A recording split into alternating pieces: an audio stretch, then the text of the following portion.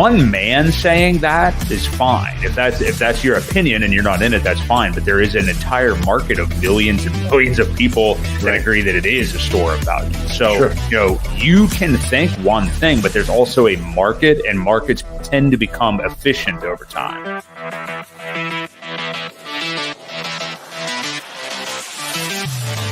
We do know that you will always get paid in HEX on a daily basis. And that is truly the miracle that we call HEX, because it is trustless interest, trustless yield. Nothing will stop that contract from running.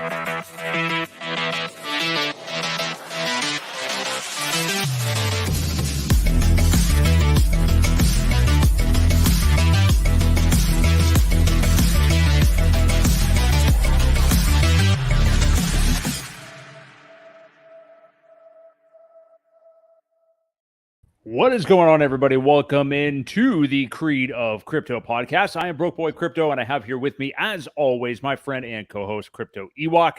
We have got quite the show for you tonight. We're going to talk highest of stakes. Obviously, the HEX and Richard Heart documentary has debuted across the country in many, many U.S. markets, so we have a lot to talk about in that regard. We're going to talk, of course, continued SEC suing Richard Heart news. The SEC also, we just found out another piece of news because they just can't lose. They just have to keep digging that hand up out from under the grave. So we're going to get to what that's all about in a moment. We have the PayPal news with PayPal launching its own stablecoin. We'll talk about that for probably about 3 minutes.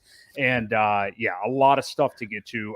A lot of different angles about the highest of stakes documentary, and not necessarily just like what are our thoughts on it or anything, or just what did you think of it. A lot of reacting to reactions. And then, also the Coast on-ramp, the first on-ramp onto PulseChain to be able to pay via credit card, eventually debit card, ACH as well, all kinds of stuff. So we got a great show for you tonight. If you're just getting in here, hit the like. We very much appreciate it. Ewok, how are you feeling this evening? Feeling good. Had a good weekend. Went to see the movie. We'll talk about that here in a little bit. But yeah, I'm feeling pretty good. Have a little abscessed tooth going on. So if you hear a little lisp, that's what's going on.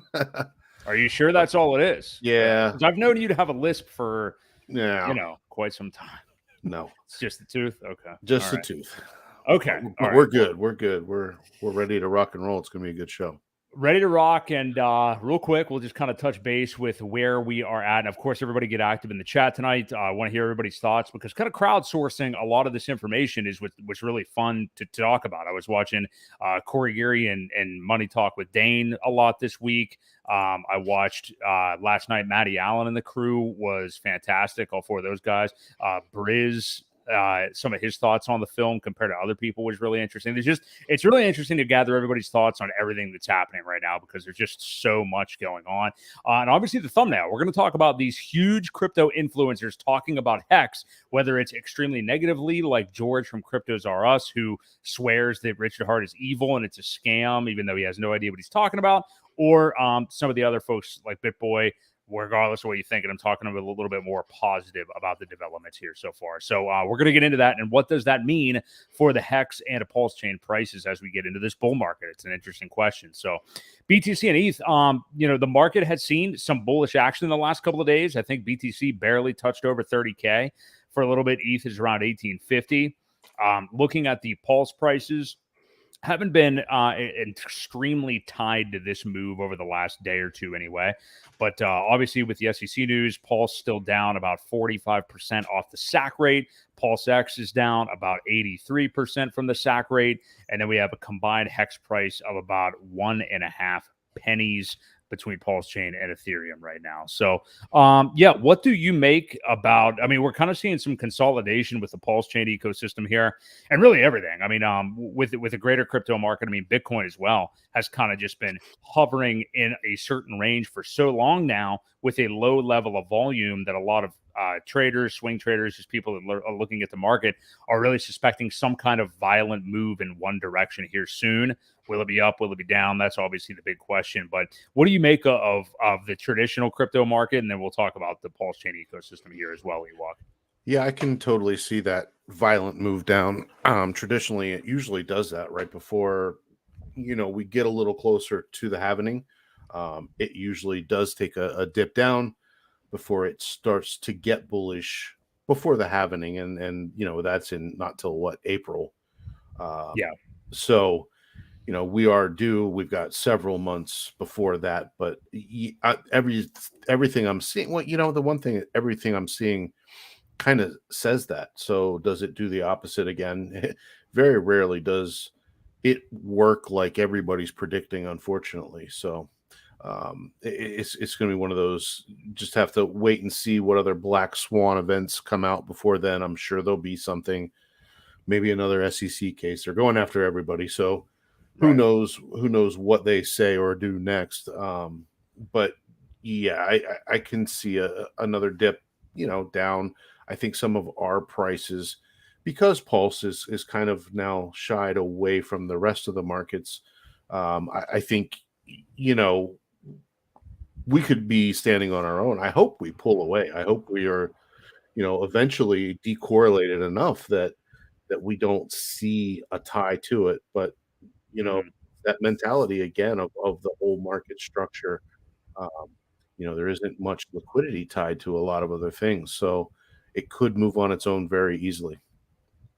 Yeah, it definitely could. Like I said, we've been consolidating as far as the PulseChain ecosystem, kind of in this same range since the news. Now, I'm trying to remember exactly what it was. So last Monday, it seems, it's crazy because it seems like an eternity at this point. But it was only 9 days ago that this news actually came down. Monday morning on the whatever that was. Am I right about that? Yeah, July 31st. And then I think the low was really, I think, the next evening, I want to say, because I specifically remember buying Pulse at 4 zeros and a 3 something. So I mean, we've been up at least halfway to sack rate anyway, like we are right now since then. So that was really the low. And again, I think that was Tuesday night last week. So we have come up from there and seen a bit of a recovery. And, a lot of people were talking about like another shoe to drop potentially with that lawsuit and how some of it didn't make sense because some of the claims are things that the SEC themselves don't really have much jurisdiction over. Do you, well, this is a bigger question probably for later, but I mean, do you think as far as the lawsuit as it's written, we're almost a week and a half out from it here, do you think the SEC tries to allege anything else at this point, or do you think that's basically just what we've got with what they've said so far? Well, usually I think they throw in as much as they can to see what sticks. We kind of went over it last week, and we determined that it looks like it's written by a college intern that really didn't have many facts. So I don't know that they'll add on to it. I think they've already put enough in there of stuff that was just not factual in the first place. We'll be lucky to see any of it stick, in my opinion. And Cabana said it here too. We're seeing a lot of people say, just settle it, be done with it so we can move on. But I think the right move is to fight it. And just because of the wording, just because of the way that we see that it's written, and we know what HEX is. We know it's decentralized. It was launched as a finished product. Just so many things on top of each other that say we should really fight this. Richard is the man to do it. Educate them in the space. Hopefully, the court themselves too. So right, yeah. I don't think there's much added to it. They've added enough already that probably won't stick. I hopefully we embarrass them, or Richard embarrasses them. Yeah. Yeah, and I'm with you. Shout out to Cabana because some of the he had a couple of streams, or at least was on a couple of streams over this last week. I checked out; they were awesome. But I think he's 100% right. Yeah, the people that just want the price to go up obviously want him to settle, and that's one of those things where it's like, what level of admission of guilt, or what would the there's all these details and lawyers would have to get talking and all this, but like I wonder if there's a point where Richard would be comfortable admitting, if you will, some sort of guilt, even though like clearly what they're alleging he did with sacrifice funds, we've already said it. Not only is it untrue and very hard to prove, even if you could, but there's actually proof that he did not do that because it's on chain. That's kind of the insane thing about that second allegation. But I just wonder like what the point would be where he would just say, you know what, this is a slap on the wrist. These guys just want paid. We all know it's about money. We know 100% it's about money. These are people that don't have the talent, the skill, the knowledge that Richard and a lot of other of these crypto creators have, and they just want their piece of the pie. That's really what it is at the end of the day. So do you think there's a point where he just says, fuck it, and pays them and moves on? Or, I know, he wants to win, and that he wants bragging rights, and that he wants to have his day in court possibly too, so to speak. Is there a point you think he would just pay that fee for, whatever reason? I don't think so. I think Richard likes to win. He is a serial winner. He mentions it many times in the film. He makes sure people know that he's not a lucky guy. He's been winning for a long time. I think also the pride that goes with it, and he's a cheapskate. He admits that himself. He's cheap. Yeah. He doesn't like to spend money if he doesn't have to do it. I really don't think he just says screw it and let's settle. Unless he sees it going the wrong way, which I don't see it. We clearly fail all 4 legs of the Howey test. I don't see it. Unless he just doesn't want to take the time to do it or show up, that could be another issue too. I don't know if he'll have to be in person. I would imagine so. But I think everything is on the side of HEX, and he's playing 3 steps ahead, just like he always does. I don't see him doing it. I don't see him paying or settling. I don't see him doing that either. But I mean, again, there's so many different ways and nuance to settling, quote unquote, something like that his attorneys or something could work up something specific. Who knows? I'm not saying that he's going to do it, or it's a shakedown. I mean, bottom line, like we said, that's what it is. So we'll see which way he goes. I don't think the people that are worried about some kind of like multi-year, decade long, I mean, that's clearly out of the realm of possibility, I think, but some huge long fight that could weigh down the ecosystem forever. And I even wonder, the longer the fight goes on, how much the ecosystem would be weighed down. We're going to get to Ripple and XRP here in a moment, because there is some developing news with the SEC as far as that goes.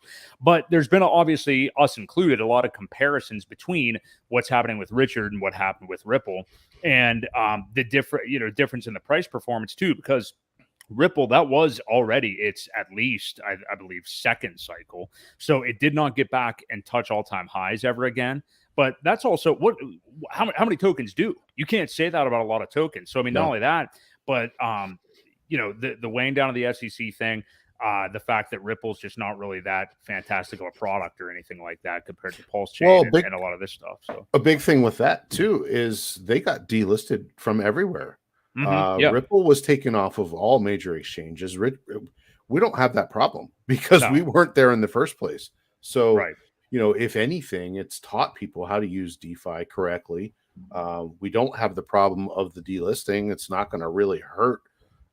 If anything, it helps educate some people on how to do it the right way. So, we don't have that issue of the delisting and I don't know that they ever got deranked. I don't think so. on one of the ranking sites or anything like that, but again, it can't hurt us because we aren't listed anywhere to begin with. So I believe I think that's a big advantage for us. I think so too. And also just as far as the cycles go, PulseChain, PulseX, this is their first cycle. I mean, the tokens have been out for a couple of months at this point. So I'm not so worried about the suppression of the price or anything like that. I mean, this community, I think, is stronger and more fervent than the XRP or Ripple community or anything like that.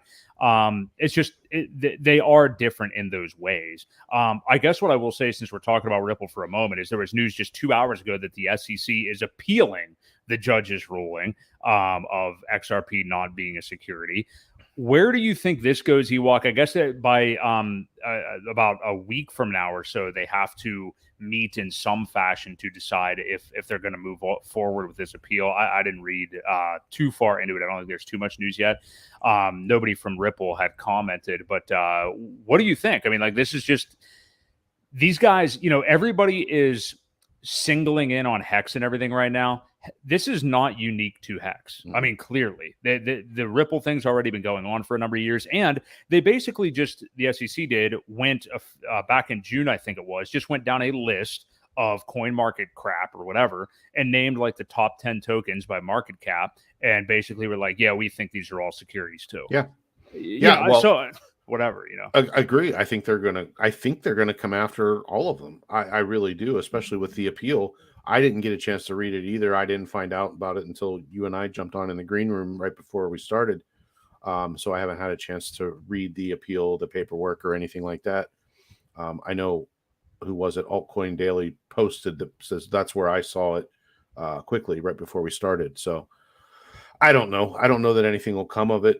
I'm hoping that the judges get tired of looking at this stuff and be like, we just made a decision. What, that's what we're going to stick with, I hope. And you still have your picture of your buddy up. Still got Jim Leahy up there. Mr. Leahy. Camera disconnected for some reason. But yeah, I don't see much coming from it. The price has already been hurt a little bit, so I don't see them suffering in that way. I would hate to see them miss another cycle because of this. And I don't know who said it earlier. I guess, it's not going to take weeks. This isn't something that will happen overnight. So, that could be detrimental, just the hanging over us. But I think the long run says that it advances us that much further. So I'm willing to, I'm not willing. I don't want to skip a cycle at all. But if it means clarity afterwards, for people that just say, listen, it's already been determined, we know we're not a security. I think that could be more beneficial than hitting a cycle. I just really wonder how much people are going to care about that when the bull market is at fever pitch. You know what I mean? At some point, these lawsuits and things like that, I mean, the SEC just throws out frivolous lawsuit after frivolous lawsuit. And if all of these things, if everything's moving up in price, and we've already got this built-in community, there's this documentary, which we're going to get to again in a minute. I just don't know if people are going to care that there's ongoing court proceedings. You know what I mean? I don't know if they even will know what it means. And I'm talking about I'm not talking about us and everybody watching now. I'm talking about, more retail coming back next year, maybe in 2025. I just don't know how much those people are going to really be paying attention to that. I mean, and I know I always do this, and I know they are slightly different things, but look at the Donald Trump phenomenon right now. I mean, every single day, it's like they may levy up to 15 new indictments again. It's like, who gives a shit, dude? Nobody cares about this. Nobody believes that any of this stuff really happened. Nobody even really cares if it did, really. Right. I mean, we know they're all criminals. Nobody cares. Move on. And the thing is, the more cases that come out, if they do start going after all of them, I think it puts less emphasis on all of them in general. Right. It's just you get a lawsuit. Like one more. Yeah, everybody gets a lawsuit. Yeah. So it's not very meaningful. And that could actually benefit everybody because, like, you're right, no one cares anymore. At this point, they're just going after whoever they can to see what they can win to extort money. It's all money grab. They obviously are not. We said this last week. They're not looking out for you, the investor. They're looking out for the banks. They're looking out for their, big name cronies that are losing money because of crypto. Yeah. And that's totally true. I mean, like, so far it's been mainly Ripple and now Richard Hart, HEX that have been under fire here. But yeah, what happens when there are lawsuits levied against Polygon, Matic, Solana, Cardano? I mean, at that point it would be like, okay, we're investing in this stuff. We don't really care what you guys have to say. So so we'll obviously continually be talking about this and see what happens with the SEC, but pretty much everybody dislikes Gary Gensler, and there's actually legislation being introduced to remove him and totally reform the SEC. So we'll see where all that goes. Let's touch on the PayPal thing just real quick. So in case you did miss it, PayPal basically that has their own PayPal USD stable coin now coming. Stable coins are all the rage. That's going to be the big thing this cycle with a lot of these kind of like legacy entities, but it's built on Ethereum. USD stablecoin has an asset protection rule. This is really the bad part about this thing, which can actually wipe your balance in 2 transactions. So they basically can first freeze your balance and then just wipe it, essentially. Obviously, there's full KYC, censorship capabilities, all that stuff. What do you make of this? Because, I don't think people are wrong in saying that the introduction of this for a big company like PayPal that many, many people use and are familiar with, are angling this as a bullish thing for the crypto industry as a whole over the coming years, that people are getting familiarized with a digital currency or a digital dollar like that. What do you make of it, though? I mean, it's one of those things that maybe not PayPal specifically, but some of this was inevitable as the crypto grows. Sure, and it's one of the bigger, more used platforms across the country, across the world, to have a digital currency like that. I kind of think the government is behind it. I think they understand the pushback from CBDC. And I think maybe masking it as something else, as the PayPal coin, just to get people using it, familiar how to use a wallet, familiar with, these types of things, as an introduction. But clearly, with those 2 things that you said, they freeze your account and then they just wipe your balance. It can happen in 2 transactions. Yeah. What the hell is that? I mean, so if you're suspected of being a scammer or whatever, I mean, I understand on eBay platform, they have problems like that where they do have to protect people buying stuff from people that are abusing it, listing things that aren't real, collecting the money and then never sending stuff. So I do get it. But it's scary. It's a scary introduction to the CBDCs, and we'll have to see how it goes, if there's any kind of approval or welcoming of it. I don't think you still have to use it. I think there's other payment methods available. We'll keep an eye on the adoption curve, see how that goes, to kind of see what could be coming along the way with the CBDCs. Yeah, it's one of those things. It's going to happen. I mean, we're going to see more and more of this pop up over this cycle. You're going to see more headlines about it, I think, as we head into 2024. So, is what it is. Not anything we're going to use, but for legacy finance people, I'm sure they will. You want to point out Furu's comment there, Furu in the chat. Well, every stablecoin does have admin keys. We all know that. What is it? The USDC has a method of invalidating tokens, things like that. So, they do. I don't know if they can just take your balance and freeze it. Probably. So, yeah. I mean, to his point, I think they all have that in one way or another. I think DAI is one of the ones that are backed by more of a group of coins, a little bit safer. Yes, there's USDC, Tether, some other things that are involved with DAI, but I don't know that they can just invalidate your wallet. So, but to his point, it's true.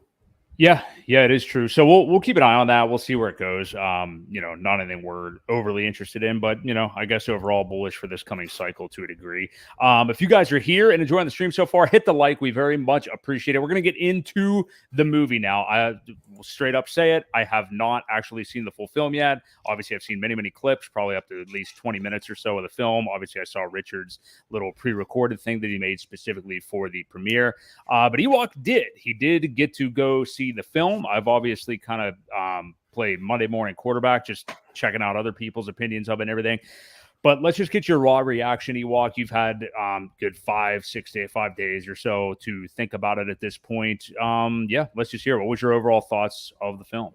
The first thing I thought was I didn't see a lot of characters that I thought we were originally going to see.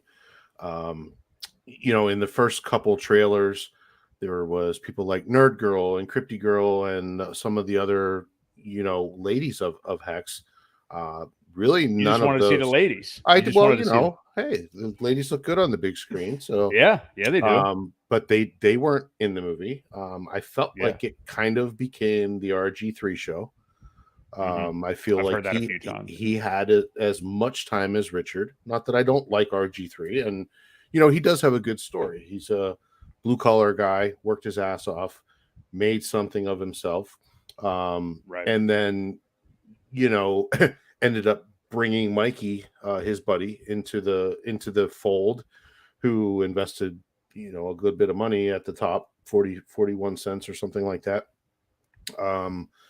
So then it goes into the story of him and his wife was totally against it as much. I should have stated before I started this that if you don't want any spoilers, you should probably not watch, but yeah, that should be self-evident. Yeah. But yeah, so it kind of became that. And then Richard in the background with the two main characters that were the anti FUD people, the scam, the scam searcher, and the guy from the university, who I like both of those guys. They've made a nice little appearance on Twitter. They're quite personable. They're still learning, actively engaging with our community. It's pretty cool to see that. But overall, the movie for me, I feel like the longer you've been in Hex, the less you got out of the movie. It wasn't really meant for us. It wasn't meant for the people that are already pro Hex, that are already in, eyes up to our eyes in it and know pretty much everything about it. So it was designed for the no coiners. And I've heard a lot of people that say, they were on the fence before, that have seen it. Now they're really looking into it and doing their homework, which is good. It wasn't designed for us at all. The storyboard was good. It flowed well. The music, the score was amazing. It just added that extra level to it. So it was very well done. Very well done. But for me personally, it wasn't meant for me. It wasn't meant for the true Hexicans that are, like I said, already way invested. Not meant for us. It's meant for the people that just aren't sure. And it really does make you want to go out and do research. I really think that the people that weren't sure before that went in to see it will come out, do their work, do their research, and potentially join the community. So that's my overall take anyway. And yeah, it was, like I said, very well done. Very well done. I think that is what a lot of people have said, and I think that is a great thing. I think that anybody that maybe is entrenched in the community and has been involved in this ecosystem for a long time, thinking that they were going to get a movie that was designed for them or whatever, well, it probably wouldn't be an entertaining movie at that point. You know what I mean? Because we would all choose to just watch, like I was just sitting here watching Crispy Man stream on his own earlier about ETH gas fees. You know what I mean? That's what we think is entertaining. So that's not going to sell out movie theaters or anything. But I want to, well, no offense to you, Crispy Man, but I want to say real quick to echo what you just said, though, Ewok. So Pulse Orca, who I've seen some of his tweets before, shared the same sentiment you did. I've seen this from a few people. He said, I took a crypto curious friend who knows nothing about Hex or RH to the documentary with me. He has a wife, 3 young children, and a corporate job that he hates. I would like to see him win in the next bull cycle. Asked him to send me his thoughts about the film.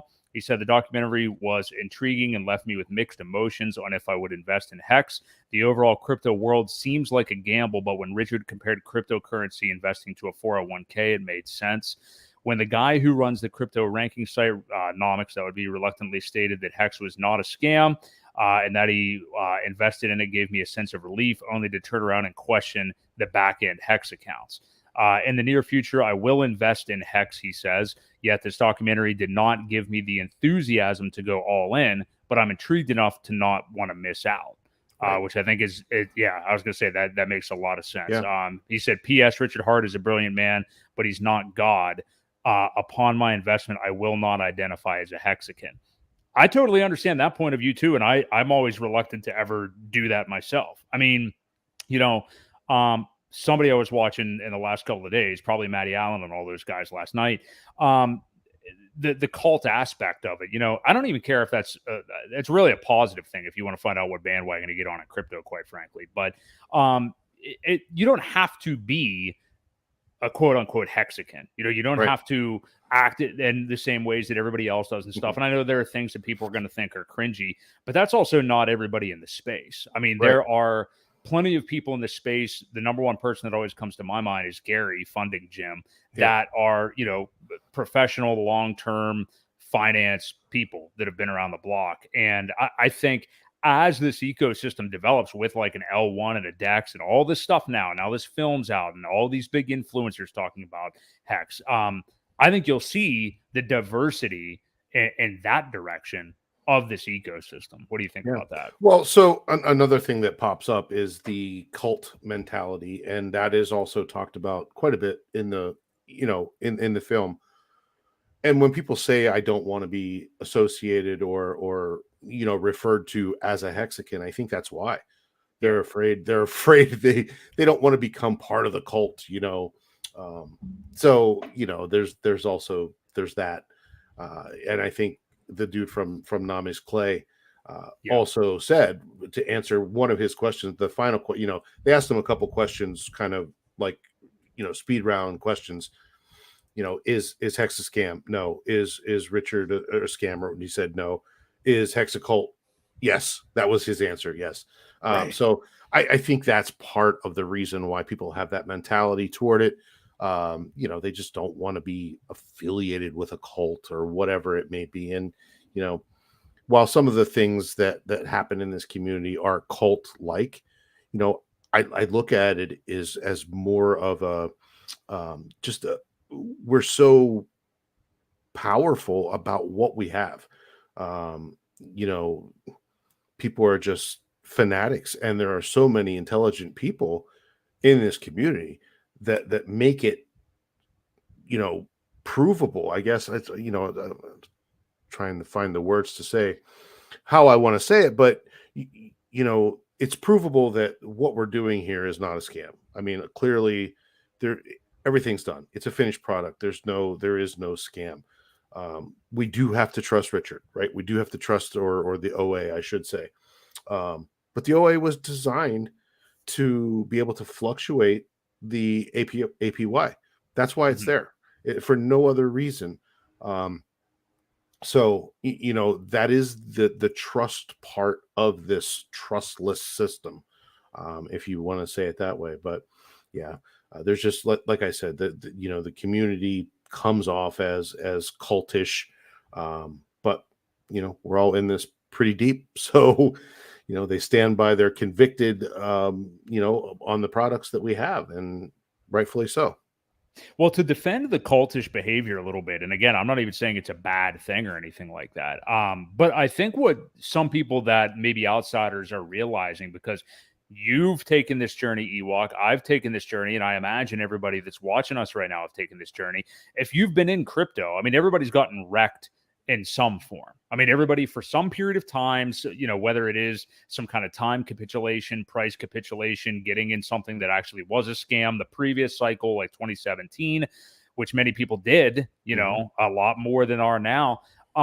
You have seen the real dark side of crypto. So when you do see a guy like Richard Hart come along that speaks to all the truths of what cryptocurrency is actually all about and creates something like HEX, and then now PulseChain, PulseX, and everything else, and then provides all this free information about the subject over and over and over again, that's kind of how you get people addicted to a guy like that. Because, a lot of these people that are critical of it are number one, are already just like Bitcoin maxis, or they're new to crypto. So to them, everything seems like a scam. And he's got to be king scammer because of the Louis Vuitton and the clown dressing and all that stuff.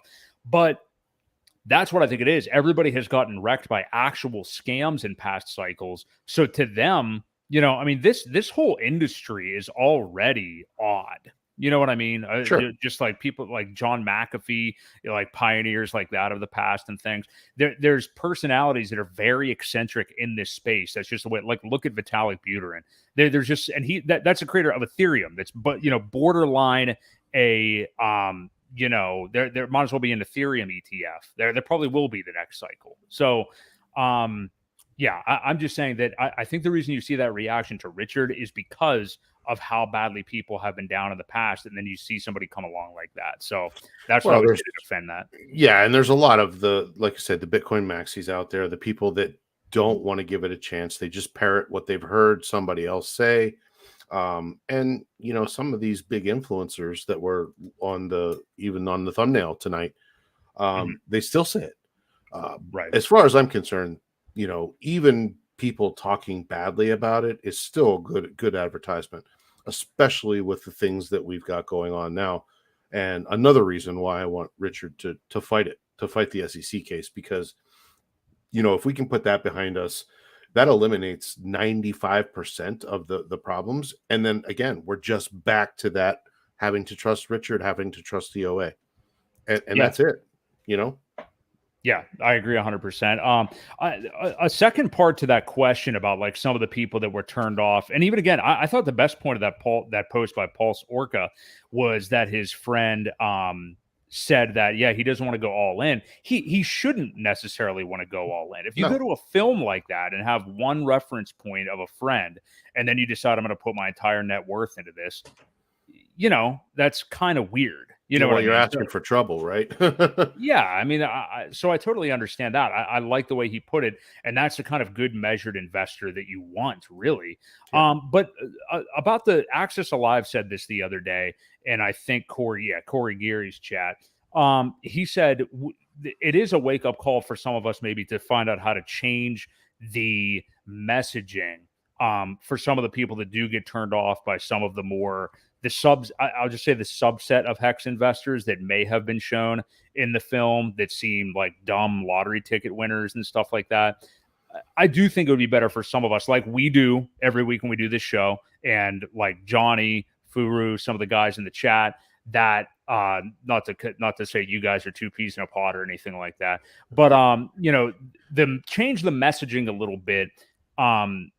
I don't want to say like to a more professional style. I don't really know how to say it, but just change the messaging from this whack job cheerleader mentality to somebody that's a little bit more thoughtful. And I guess like for me, it's weird to say because I'm already seeing that. I think people just aren't looking. I mean, like all of the prominent channels, most of them, I should say, are that. I think I don't think they are strange. Maybe it's more so like the Twitter behavior, or maybe like flexes during the bull market. But I mainly do see people that have their heads on straight. But I think we should be more conscious about our messaging, more so in these stupid little Twitter battles that happen. Sure. Well, Twitter's a toxic playground, so you have to keep that in mind.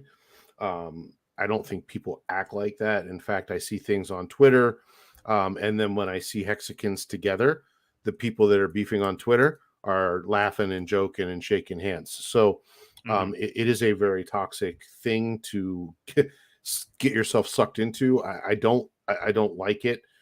You almost have to walk away from it or not be active every once in a while for your own sanity. But I will say that I know one of the latest messages is that, guys, we have to be more on the same page. We have to be more welcoming of some of these other communities.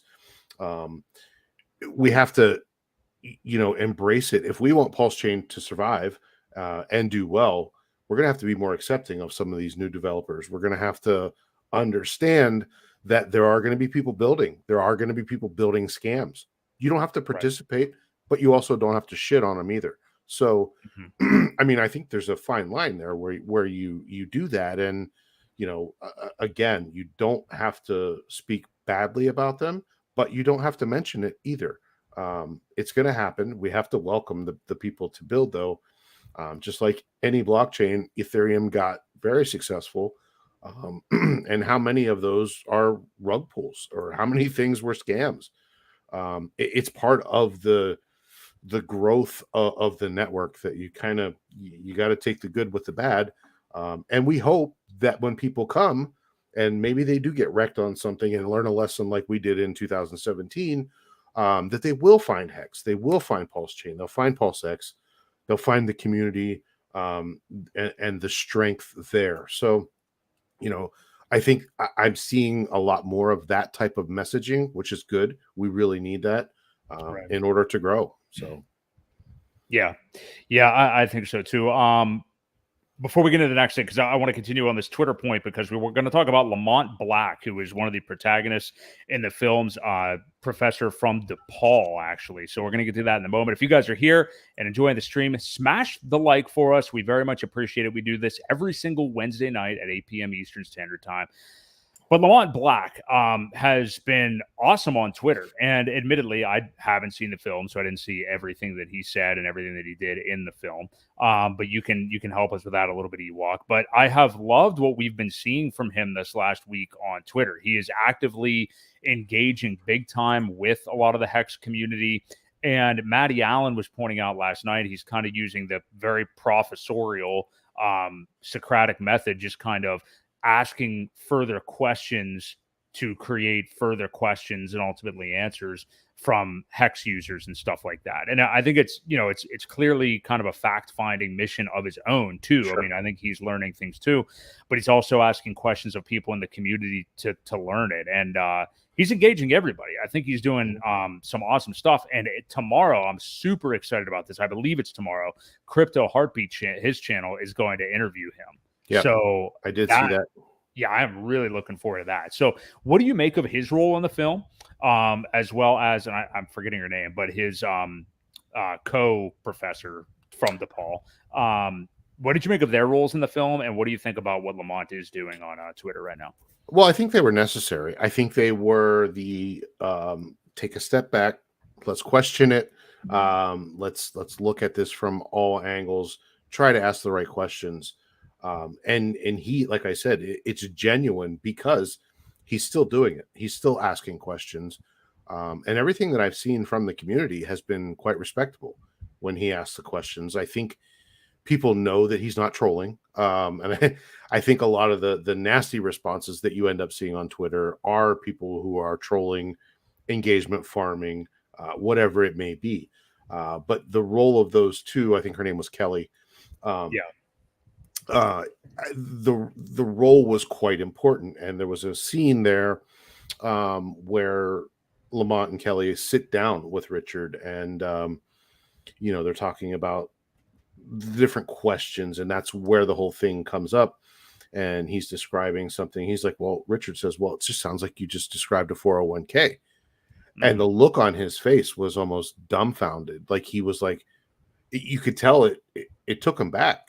Right. Maybe that was acting, maybe not. But I think, the reality of the situation was, it does sound like your 401k. And it was a very needed part. It was a very needed part to balance things out. Like you said, it wasn't a puff piece at all. And the characters that those two played, I don't know that, like they said, I don't know that they were characters. I don't think there was a whole lot of acting going on in this at all. Truly honest questions. They want to learn. And Lamont, like I said, is continuing to do that on Twitter. And it's been pretty cool to see him be active, asking the right questions. The one thing that he's still not too sure of, I think he's still stuck on this. What service does HEX provide? He just doesn't get it. That it's a coin that makes more of itself with the value proposition of time. And for some, I don't think they understand that is a value. It is a value, and it is a service. So yeah, like I said, I enjoyed the two of them. They definitely balanced it out to where it did make people ask the right questions too, not just, I'm going to log in and check out this, this person's YouTube and see what they have to say about it. Unfortunately, you do get a lot of that. When you tell people to do their own research, they go watch somebody else. They don't do their research. Yeah. They do the opposite and go get the opinion of somebody else. Unfortunately, that's how it works. So I think they started to make people realize what the right questions are. What should you be looking into? How do you judge whether a coin is a scam or not? And it was good to that point where I think it gets people pointed in the right direction of how to actually do their own research. So quite needed. I totally agree. I love where he's coming from. And again, talking about like introducing different types of folks into the ecosystem with that messaging and stuff. Again, this is why I think that documentary, especially if and when it does get picked up by a streaming service, and as we get into the bull market, is just going to have, huge wave effects, and a professor like himself, and then him being very visible and things like that, I think is just awesome. So I'm really happy to read his thoughts, and I'm really excited about that interview with Crypto Heartbeat tomorrow. The last thing on the film real quick that Motley actually brought up the other day with Corey Geary as well was the fact that we're hearing people like haters of Richard Hart, haters of Hex and all of us and all that stuff are urging people to see the film to like make fun of us, basically. Yeah. Which, talk about like the effect that could have as well, because really that's putting eyes on it and everything. It's not like this film is just like, it's not a puff piece, it's also not a hit piece, I don't think. Right. Even though I know people have said that they felt like somewhat bearish coming out of it.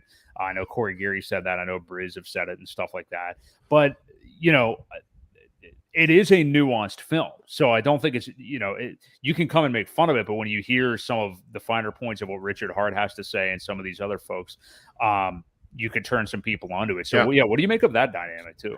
Well, it goes back to one of the things that I said earlier. If you've been in Hex for a long time, you may not like it. You may feel kind of bearish coming out of there. Again, it wasn't meant for you, not at all. It's meant for the people that are still asking questions. And I love the fact that some of these guys are saying, yeah, go watch this and make fun of it.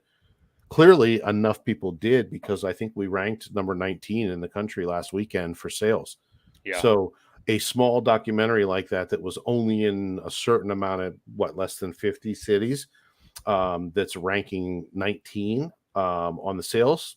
That's pretty damn good. I would say a lot of eyes were on it. Now, a lot of those were Hexicans too, obviously, but I'm hoping that enough people dragged friends and family and things like that to see it as well. Hopefully, we'll see how long it continues before we get the streaming service release. I know they're now moving over to London, at least somewhere in Europe, a couple locations. So, right, yeah. I mean, it's all bullish, and I do agree with Motley that it's a very good thing, just to get people pointed in that direction. The SEC adds to it. Hey, go watch this. These guys are now being sued by the SEC, and they got a movie coming out. Ha ha ha! Right? Is that right?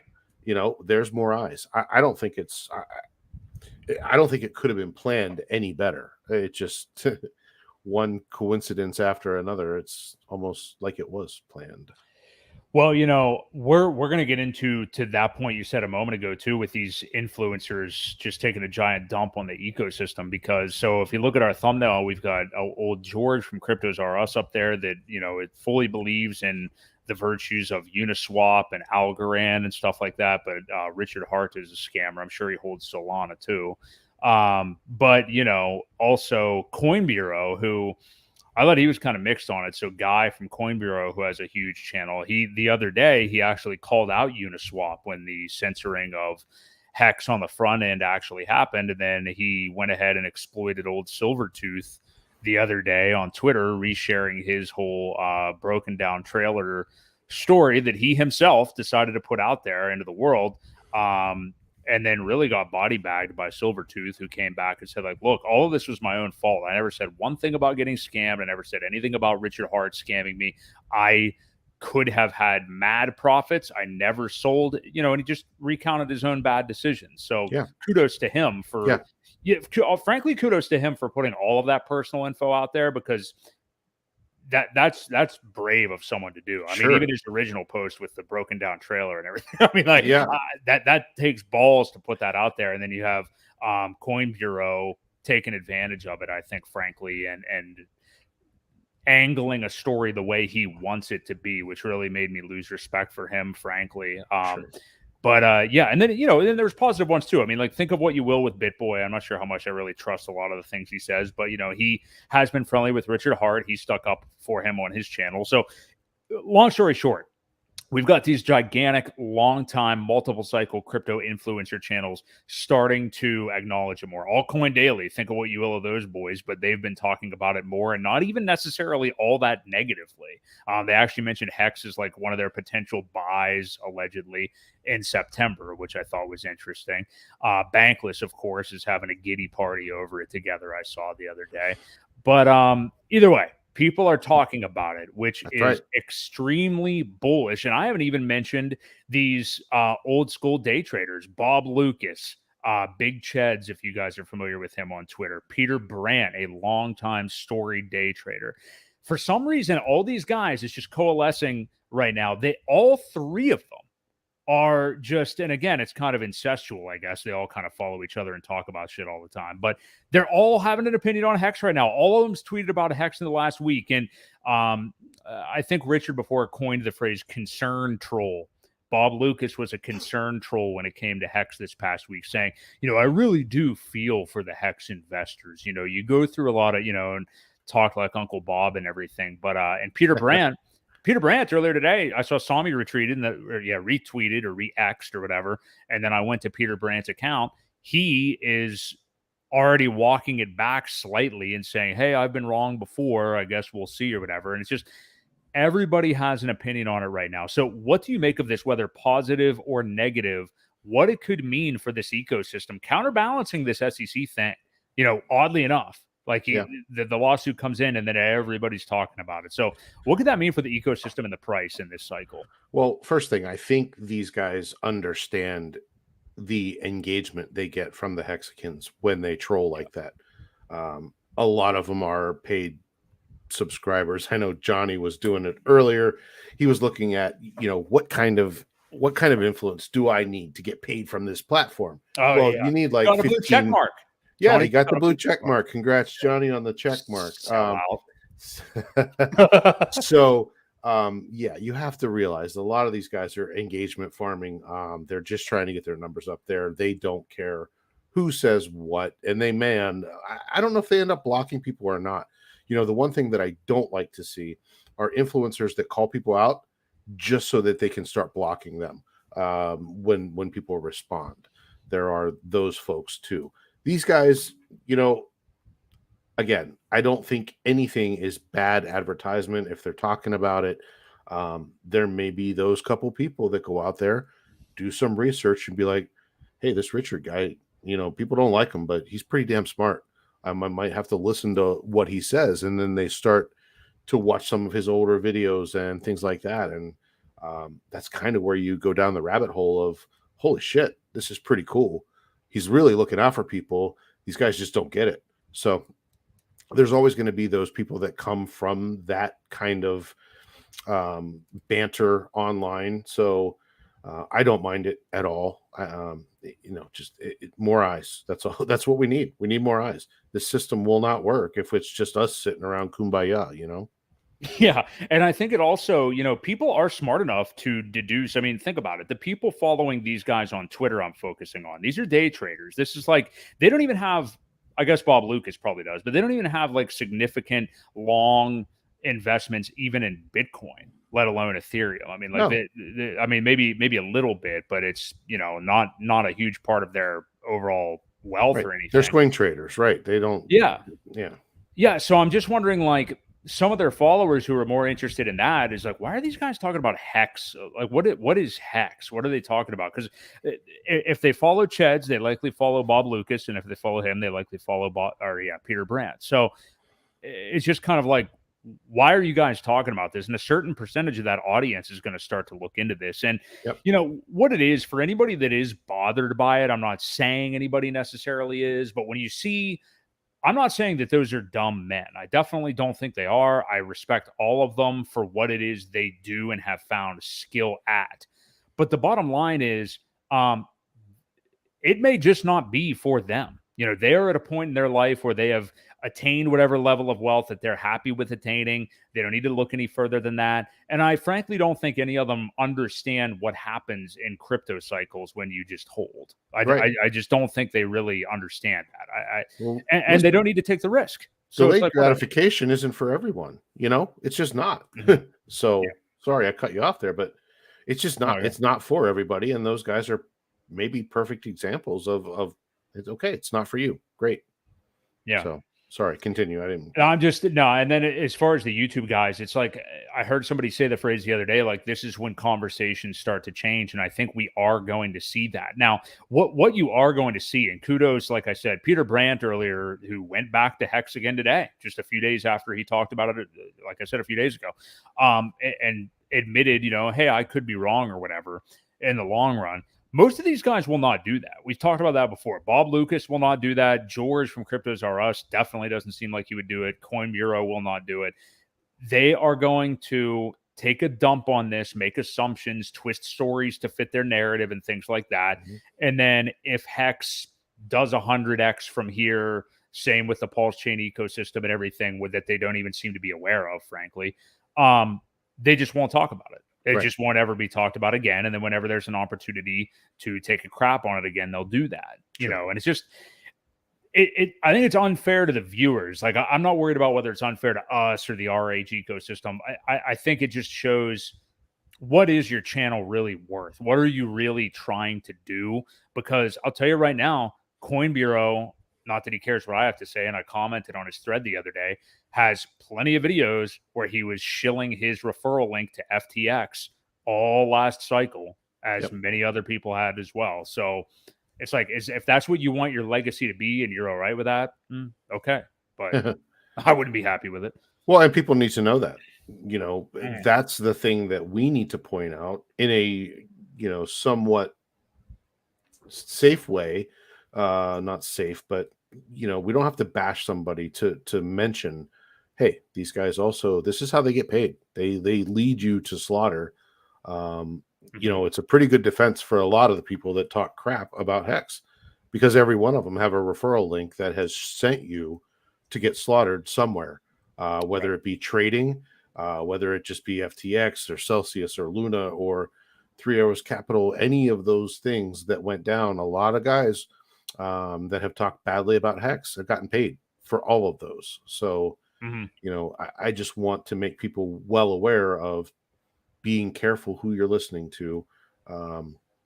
There's nothing in it for us, right? I mean, we're not shilling reference links. We're not doing anything like that. And many of the Hexicans aren't either.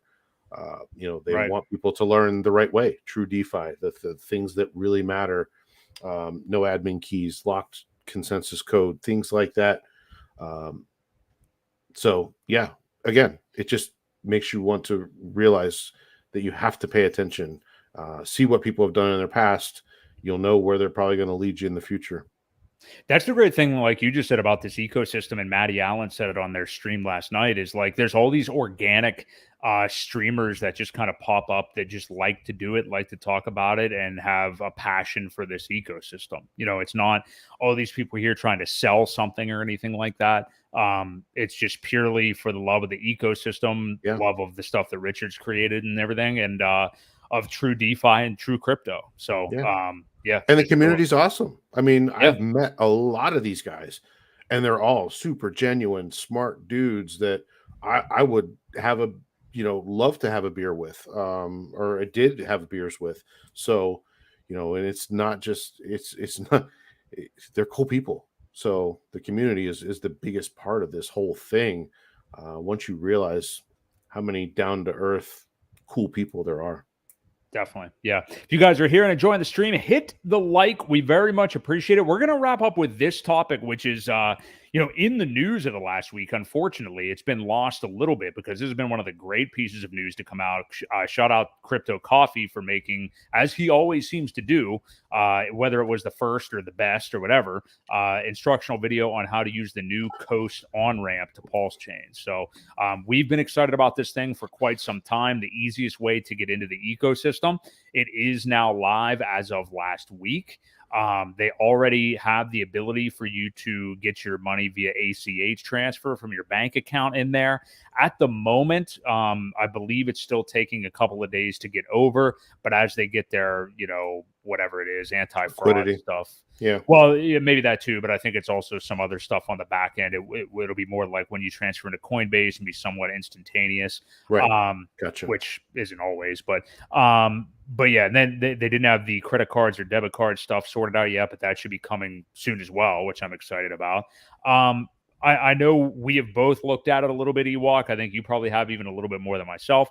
What are your opinion? What's your opinion and take on it so far? And then after that, it's a little convoluted to understand it. I think I would point everybody to the coffee video because he really broke down how to lock up the weight token to get the fees down. Because the two things to differentiate. So when you make an ACH transfer right now, there's going to be like a flat $3 fee, I think it is, on like anything that you send in. So that's not going to change regardless. But then there is going to be a percentage fee whenever you actually mint your stable coin, which is the CST token. That's the stable coin from Coast. So anyway, I'll let you take it away. Yeah, no. So we had talked about this last week and we weren't sure. I know at one point, because you got the copy of your weight tokens on PulseChain. So, they were distributed on Ethereum whenever PulseChain went live, and then you got the copy on PulseChain. If you lock up, I forget, the first level is 1,000. You get like 1% off, down to 3. If you lock up 50,000, I think you get another percentage. And then if you lock up 100,000, which we looked not long ago, I think it was only $50 or $60 to do that. But it is on the PulseChain. So you want to be connected to the PulseChain network in order to lock up the tokens.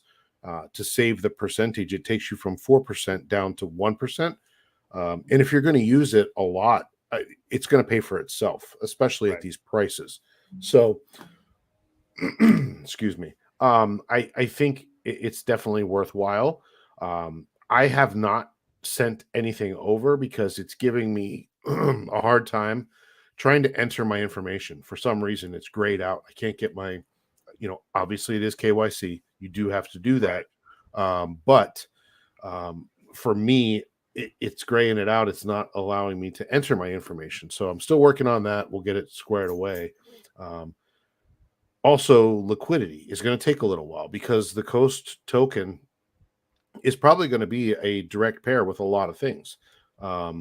So that's going to take a while to build up. And I know they were asking people that have the ability to provide some liquidity, whether it be, even if you want to play it safe, be it from Coast to DAI would be a good provider of liquidity. You could switch for that and pretty much just make fees, right? I mean, it's $1 for $1. You end up making fees for people that are trading into that. Eventually there will be HEX CST pairs and Pulse CST pairs, things like that. So that takes a little bit of time for people to get into the system and get some money injected into it. But yeah, pretty exciting. The first stable coin on PulseChain natively, very exciting. So good things to come. Those guys have done great work.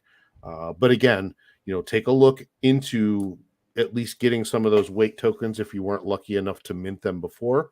Like I said, $60 could save you down the road. If you're going to use it a lot, it would pay for itself in the fees that you're going to save from 4% down to 1%. So keep that in mind. And as soon as I'm able to get a transaction to go through, I can wire money, but I just didn't do it yet. I'm trying to get the ACH thing to work. I know wire is going to cost you a lot more too, probably from the bank side of things. Yeah. Right. But it's pretty much instantaneous. So you don't really have to wait for that. It would show up pretty quickly. And if you're only going to piss around and send 50 or $100, it's not worth the fee. But if you're going to spend a more substantial amount, you might want to look into the wire thing. I think it's 15 or $20 to wire something. Yeah, I think that comes from the bank though. It does. Fee, it is the wire fee. Probably varies, but yeah, it's not terrible. But I love this. I definitely am going to be a huge fan of the credit card feature. hey, max out a whole bunch of them, leverage it out, put it all into whatever I want to. So that'll be fun. But I do love the ease of this on ramp. I think it's awesome. Probably, I mean, we were excited about this almost more than anything else that was being built around PulseChain, I think. So just because we didn't have it. We didn't have a Yeah. stable coin. You know, we didn't until now. This is the first one. I know Liquid Loans will be coming out with one. They haven't launched yet. Right. But in order for people to get out of a position, we don't want them leaving the network, right? You know, you want people to, if they're going to have money on the side, hopefully they keep it within the network at least, so that, you know, that can be injected back in at some point down the road. So Right. it is nice to have that first one, and you know, it always takes a first to get a second. So Right. you know, there'll be more to come. You always remember your first, right? You That's always what I remember your say. first. Yeah. So, well, hey, I think that pretty much is all the points we wanted to talk about. This was a great show. There is just, you know, I know since last week and the announcement of the SEC news and everything, there's been a lot of probably rough mental states for people and things like that. And, you know, a lot of FUD going around from the people that don't support the community and stuff like that. But we saw, I mean, just how organically awesome the whole community was, you know, in the days following that. And people, you know, we had Maddie's whole, you know, well, what, 72 hour, how many days was it? Another 48-hour straight live stream with everybody on it. Yep, 48 hour. Yeah, it was fantastic. So, yeah, it has been awesome to kind of watch everybody rise up and everything. And the movie coming out now, I mean, it just, and, you know, one other point I guess we could say, it's funny, like, even though we did talk about all these influencers talking about it this past week and everything, the crypto news cycle moves at a just breaking speed. So, I mean, this is not going to be on the tips of everybody's tongue, the actual lawsuit part of it, for that much longer. You know what I mean? Until there's like more developments or whatever. And, you know, as the market heats up and everything, there's going to be more and more to talk about. But these things move so fast that it's going to be an afterthought. So after the Bankless boys dunk on us one time before they promote, you know, WorldCoin or whatever it may be, they're going to go silent for a bit. So that's something to keep in mind as well. I mean, it is nice long term that we'll have more people talking about it, but it won't be the focus every single day for everybody right now. Nope, they'll get it out of their system usually a week or so, and things kind of the whole news cycle changes. You know, people don't dwell on things unless it's really detrimental. I think FTX, things like that, took a while, and you know, because there were constantly developments every day or every other day. You know, you had guys like BitBoy that were out there doing stuff in the Bahamas, and you know, so things like that. Yeah, I mean, you know, obviously that's going to get more eyes on it, because that was a pretty large thing. You know, you had $40 billion that just kind of disappeared and vanished. So yes, little things like this, hang in there, because it will be out of the news cycle within a week. We've already passed a week since it kind of came out. I think with the movie, more people are talking about it a little bit. So, you know, it'll be delayed, but you know, within 2 weeks, I don't see much happening with that until we get more news. When's the case start, things like that. So it's all good. Hey, maybe we'll get a BitBoy trip to Finland or something like that. Maybe. That'd be interesting. Yeah, that'd be a fun episode. Yeah. See the boys hang out again. Yeah. Well, hey, I just want to say thanks to everybody in the chat the last few weeks. We've got a lot more traffic on the channel. I thank you to everybody who had retweeted or shared the show. We very much appreciate it. We've been doing it now for, believe it or not, almost 2 years, not in stream form the entire time, but ever since we, you know, kind of became more consistent, I don't know, a year ago or something like that. It's really gotten a lot better. So we thank everybody for stopping in here tonight. Hit the like on your way out. Subscribe to the channel. We appreciate it. We do this every single Wednesday night at 8 p.m. Eastern Standard Time. So for my friend Crypto Ewok, this has been Boi Crypto, and we'll catch you guys next week right here on the Creed of Crypto podcast.